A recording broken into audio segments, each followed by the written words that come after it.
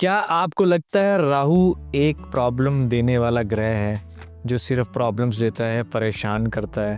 तो आज इस वीडियो में आपकी सोच बदलने वाली है, क्योंकि आज हम राहु को डिकोड करने वाले हैं कि राहु की नेचर क्या है और वह क्या रिजल्ट देता है। राहु एक इल्यूज़न होता है, एक माया है, लेकिन सही जगह पर हो तो ये आदमी को बहुत रिच बनाता है, बहुत फेम, बहुत पावर देता है और ब्रेक थ्रू भी दे सकता है आपके लाइफ के अंदर। लेकिन अगर ये गलत जगह पे आ जाता है तो ये आपको एडिक्शन देगा, ये आपको स्कैंडल्स के अंदर फंसाएगा, ये आपको कन्फ्यूज़न देगा और इवन डाउनफॉल तक लेके जा सकता है। राहु को समझने की ज़रूरत है। अगर आप इसको समझ लेते हैं तो आप जीवन के अंदर बहुत तरक्की करते हैं इसको यूज़ करके, और आप समझ नहीं पाते तो जीवन आपका ख़राब हो सकता है। तो आज हम इसको डिकोड करते हैं कि इसकी असली नेचर क्या है, ये कहाँ पर क्या प्रभाव डालता है। राहु कोई फिजिकल प्लैनेट नहीं होता है, ये छाया ग्रह होता है। ये मून और सन के बीच का शेडो पॉइंट है, गॉड ऑफ मून जिसको कहा जाता है। राहु माया का प्रतिनिधि है, यह सिर्फ एक छलावा ग्रह, illusion, shortcuts, obsession, foreign elements, new age technical चीज़ों को राहु रिप्रेजेंट करता है। राहु का काम है आपको डिस्ट्रैक्ट करना, लेकिन अगर समझदारी से हैंडल करते हैं तो राहु सक्सेस भी दे सकता है। आइए अब हम जानते हैं कि राहु का 12 भाव में क्या फल होता है। सबसे पहले हम बात करते हैं फर्स्ट हाउस की, लगन में। अगर लगन में आपका राहु बैठा हुआ है तो ये आपको एग्रेशन देगा, बड़ा शार्प माइंड देगा, बड़ा मैं देगा। लेकिन अगर ये अच्छा हो गया तो आपका बड़ा कंस्ट्रक्टिव माइंड होगा और वो अपने माइंड के दम पे आप बहुत तरक्की करने वाले हैं। यहाँ पे रियलिटी चेक में अगर आप मून को स्ट्रांग कर लेते हैं तो ये राहु आपके लिए बहुत बेनिफिशियल हो सकता है। सेकंड हाउस में अगर आपका राहु आके बैठ जाता है तो स्पीच और फैमिली वैल्यूज़ में डिस्ट्रप्शन देता है, sudden gain from foreign sources, लेकिन वाणी को ख़राब कर सकता है। यहाँ हम कहते हैं वाणी को आप जितना प्रयोग करेंगे उतने ही आप रिच होते जाएंगे। आपने वाणी से कलाकारी कर सकते हैं, वाणी से आप अपने सब कुछ बदल सकते हैं, क्योंकि वाणी की एक कला देता है, लेकिन आपको ये यूज़ करना आना चाहिए। यहाँ पे सूर्य और गुरु की उपासना करते रहेंगे तो राहु आपको बहुत बढ़िया रिजल्ट देगा। तीसरे घर का राहु बोल्ड कम्युनिकेटर होता है। आदमी बोल्डली आपके मुंह पे, किसी के मुंह पे कुछ भी कह सकता है, बट रिस्क लेने की आदमी की आदत होती है। अपने स्किल्स में वह हमेशा ओवर कॉन्फिडेंट रहता है, उसको लगता है बस मैं ये भी कर सकता हूँ, मैं वो भी कर सकता हूँ।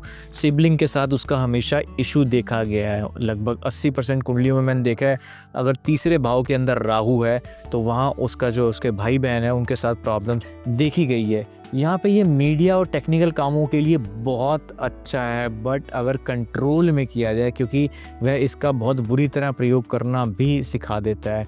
हनुमान चालीसा पढ़ने से और डेली अपना लिखने का अगर आप डिसिप्लिन बनाते हैं तो यह राहु आपको बहुत बढ़िया फल देता है।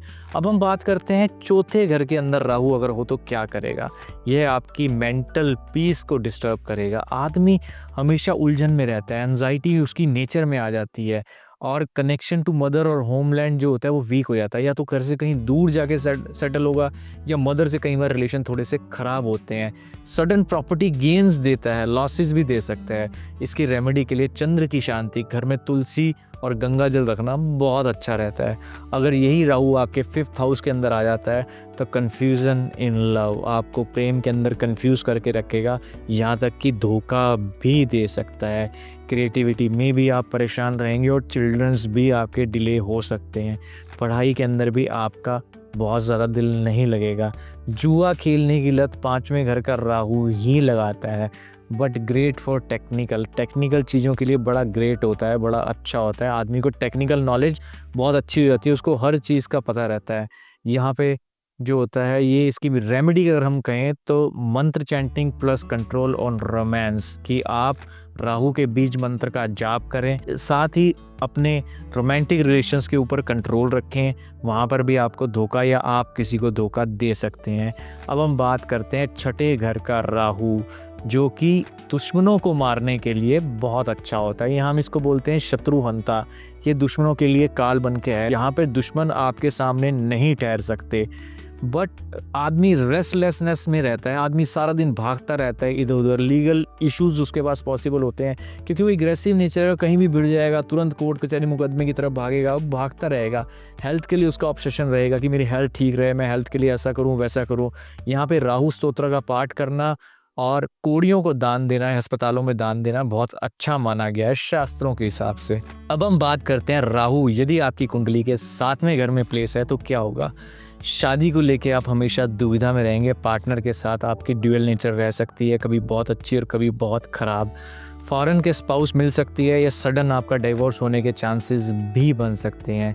शनि की उपासना करें और रिलेशनशिप्स के अंदर जो है रियलिस्टिक रहें और उनके लिए अपनी बाउंड्री और सीमाएं अपनी बना के रखें। 8वें घर का राहु डीप जो है आपको ज्योतिष का ज्ञान देता है, ओकल्ट साइंस का आपको जो ज्ञान देता है, लेकिन 8वें घर का राहु आपको किसी बड़े स्कैंडल की तरफ भी लेके जाता है। सडन एक्सीडेंट्स आपको यहाँ पे दे सकता है। गुप्त शत्रु जो है वो 8वें घर से ही आते हैं। तंत्र सीखने के लिए, सर्जरी सीखने के लिए यह 8वें घर का राहु बहुत बढ़िया माना गया है। शिव की भक्ति और मेडिटेशन करने से ऐसे राहु से हम शांत कर सकते हैं। अब हम बात करते हैं राहु यदि आपकी कुंडली के 9वें घर में है तो ट्रेडिशनल जो बिलीफ होते हैं उससे आदमी का बिल्कुल भी जो है रिश्ता नहीं रहता, वह उनको नहीं मानता, वह उनके ऊपर विश्वास नहीं करता। गुरु के साथ हमेशा डिफरेंसेस ऑफ ओपिनियन रहेंगे। जो भी आपके टीचर है, जो भी आपके बड़े हैं, जो भी आपके गुरु हैं, आप उनसे एक मत नहीं होते। स्पिरिचुअली ईगो रहती है आदमी के अंदर, बट फॉरेन ट्रैवल के लिए बहुत अच्छा होता है रेमेडी। गुरु की सेवा करना और पितरों का तर्पण करने से ऐसा राहु शांत होता है, बहुत अच्छे रिजल्ट देता है। यदि राहु आपकी कुंडली के 10वें घर के अंदर है तो यह कहीं ना कहीं फेम के लिए आपको ऑब्सेशन देगा कि आप फेमस हो जाएं, किसी भी तरह मेहनत करें, ये करें वो करें, उसके अंदर आप फेमस हो जाएं। सडन राइज देता है या सडन फॉल देता है। ये फॉरेन के अंदर, सेटलमेंट के अंदर, पॉलिटिक्स के अंदर, मीडिया के अंदर जाने में आदमी को बहुत मदद करता है। सूर्य को नमस्कार करने से और ईमानदार रहने से ये आदमी बहुत तरक्की करता है यदि राहु आपके 10वें भाव में है। 11वें भाव के अंदर राहु जब भी होता है तो आदमी के ख्वाब, आदमी के सपने बहुत बड़े बड़े होते हैं, लेकिन आदमी को बहुत झूठे फ्रेंड मिलने के चांसेस रहते हैं, उसके दोस्त बहुत झूठे मिलते हैं। ऑनलाइन फ्रॉड होने के चांसेस सबसे ज़्यादा उन्हीं लोगों के साथ होते हैं जिनका राहु 11वें भाव में होता है। बट इनकी नेटवर्किंग बहुत स्ट्रांग होती है, यह दुश्मन को भी अपना दोस्त बना लेते हैं और इनके दोस्त बहुत सारे होते हैं। इनको ईमानदार रहना चाहिए और राहु के मंत्र का जाप करना चाहिए। ऐसा करने से ऐसा राहु इनको बड़े पॉजिटिव रिजल्ट्स देता है। अब हम बात करते हैं अगर राहु आपकी कुंडली के 12वें घर में है तो फॉरेन जाने की एडिक्शन हो जाती है। एक हम कहते हैं ना कि फॉरेन सेटलमेंट का दिल है, नहीं, यहाँ एडिक्शन हो जाती है कि मुझे तो फॉरेन ही सेटल होना है, कुछ भी हो जाए मुझे फॉरेन ही सेटल हो जाना है। आपकी नींद को ख़राब करेगा क्योंकि 12वां भाव जो है वो नींद का भाव भी है, ठीक है। आइसोलेट रखेगा आपको। मोक्ष या मैडनेस, मतलब किसी एक तरफ चलेंगे, या तो आप मोक्ष की तरफ सोचा करेंगे या थोड़े थोड़े सन की जैसा व्यवहार करेंगे, ठीक है। स्पिरिचुअल सीकर्स के लिए बहुत बेस्ट होता है रेमेडी। ओम नमः शिवाय का जाप करें, स्लीप हाइजीन अपनी बना के रखें, समय पे सोएं, समय पे उठें और पानी का दान करें। ऐसा करने से राहु आपको बहुत अच्छा फल देगा। अब हम बात करें कुछ सामान्य रेमेडीज़ की राहु के लिए जो हम समय तो समय कर सकते हैं जिससे कि हम इसका बड़ा अच्छा प्रभाव पा सकते हैं। तो सबसे पहली जो शास्त्रों में बताई गई रेमेडी है वो भी है किसी इसके मंत्र का जाप करना। ओम रा राहवे नमः का 108 बार डेली जाप करें, इससे आपको बहुत अच्छा प्रभाव मिलता है। साथ में ही नारियल का दान करें सैटरडे के दिन, इससे भी राहु का प्रभाव आपको अच्छा मिलने लगता है। बहते पानी के अंदर डली वाला सुरमा, बड़े पीसेस वाला सुरमा जो है वो जल प्रवाह करें, इससे भी राहु का प्रभाव आपको बहुत अच्छा मिलने लगता है। मेडिटेशन ज़रूर करें, इसमें मेडिटेशन बहुत ज़रूरी होती है ताकि आपके माइंड को क्लैरिटी मिल सके। ये माइंड को रिप्रेजेंट करता है, कहीं ना कहीं माइंड को इल्यूजन में डाल देता है, ठीक है। स्मोकी क्वार्ट्ज एक स्टोन आता है, अगर आपको कोई ज्योतिषी है तो आप उसको पहन सकते हैं। झूठ मत बोलें, शॉर्टकट और ऑब्सेशन को ना करें, तो राहु आपको निश्चय ही बहुत अच्छे रिजल्ट देगा। जय श्री राम।